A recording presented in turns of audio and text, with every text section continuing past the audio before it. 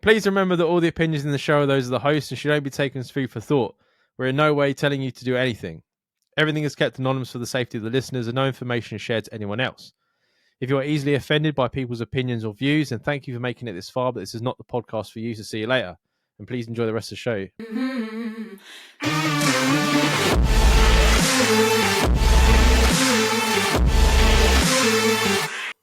Hey guys, I have an embarrassing question. Last night, I went on a first date and it was going well. We were having steak in a local place in town. I got quite gassy mid-meal and was quietly trying to trump when I accidentally shat myself at the dinner table. Jesus Christ. Horrified as I didn't know what to do, so I tried to sit through it, hoping she would eventually go to the bathroom so I could get up and go after her to sort myself out. There was a smell for a while at the table, but she didn't seem to notice. The moment... I don't see much for the restaurant if she didn't notice the smell. The moment I was hoping for never came, so we paid up, and on the way out of the door, I said I was going to run to the toilet.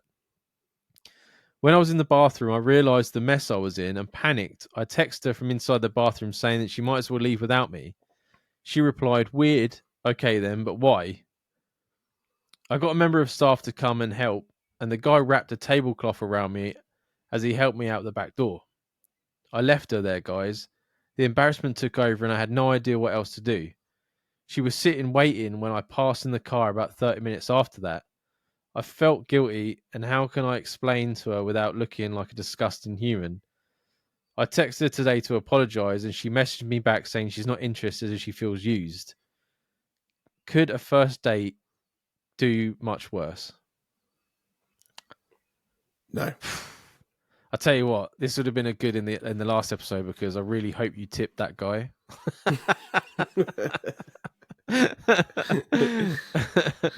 Because I'm pretty sure Jay wouldn't give you a fucking tablecloth if he was working that night. Oh no, I'd be fucking booting this guy out the door.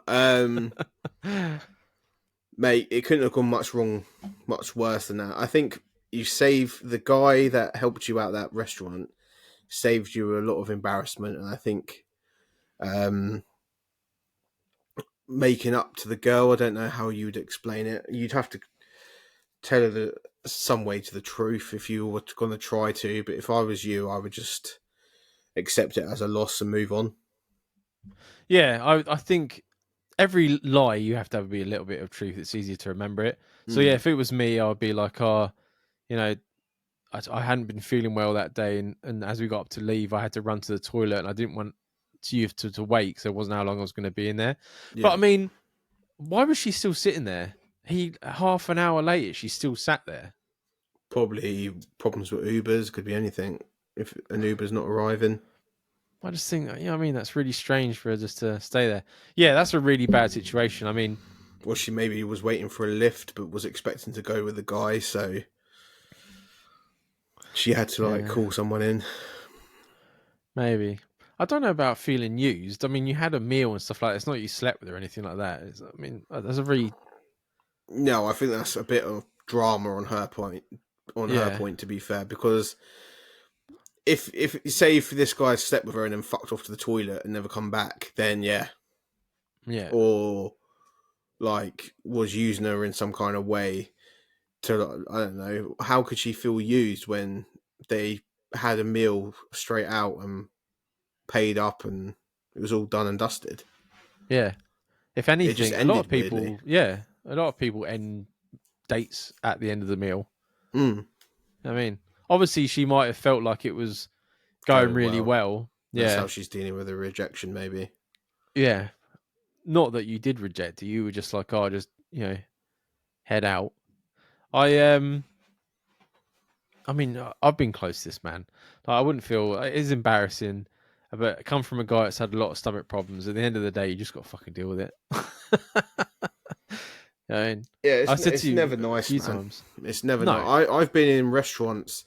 Obviously, you know what I'm like. We normally eat like rare raw food, like raw fish and rare meat.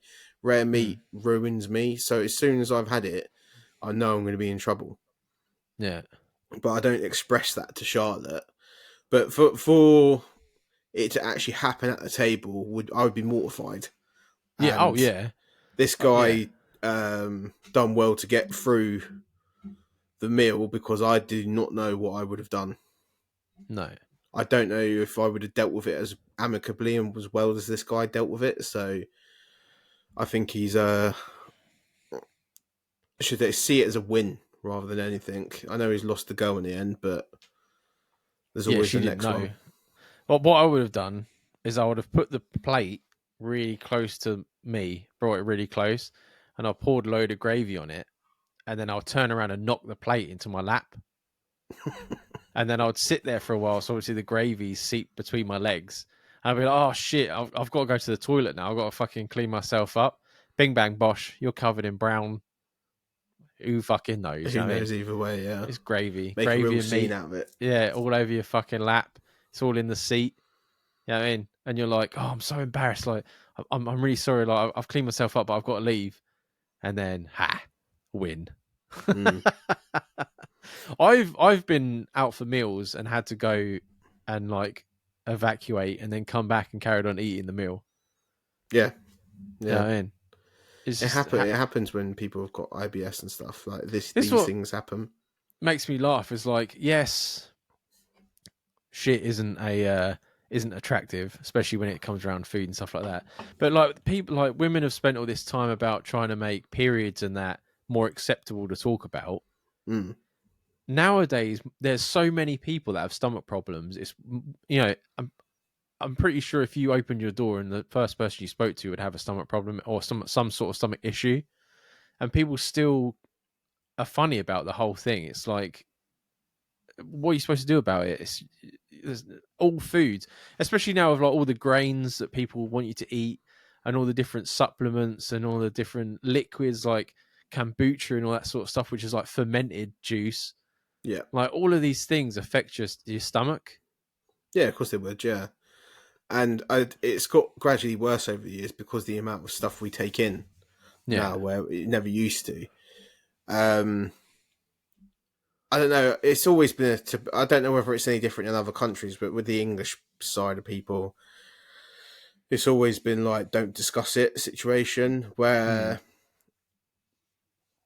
and obviously the embarrassment of it as well. Like these things happen to people all day, every day. Like we've had 2 or 3 stories quite similar to this over the span of the podcast.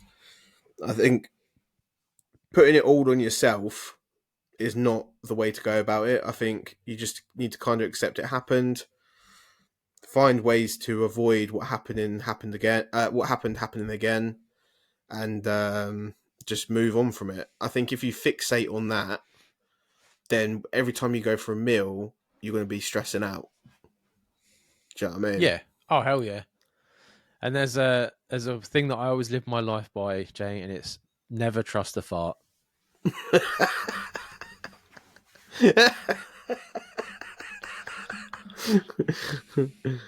Oh man. And that's the way you should live your life.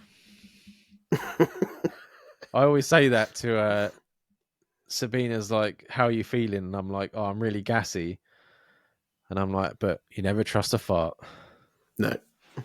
If there's ever an inkling that fart could be more than what, like if I go to fart and I feel like I'm pushing the fart out, it comes back in. I ain't pushing.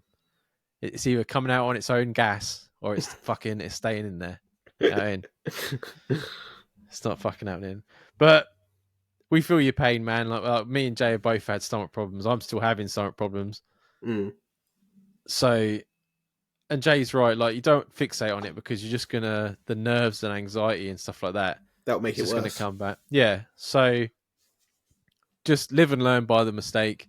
You made it out. She doesn't know any the wiser unless she listens to us, but very doubtful. Unless you're wearing, you can't because our merch isn't out yet. Sitting there in a fucking 2 Men I Hope t-shirt. But yeah, the next one will be better, man. It's always uphill from there. You're pretty far at the bottom now. So just put your shoes on and start climbing. You'll be all right. Yeah, man. But thanks for emailing in, man. We appreciate it. We had a bit of a laugh. Hopefully you laughed with us. And we'll move on.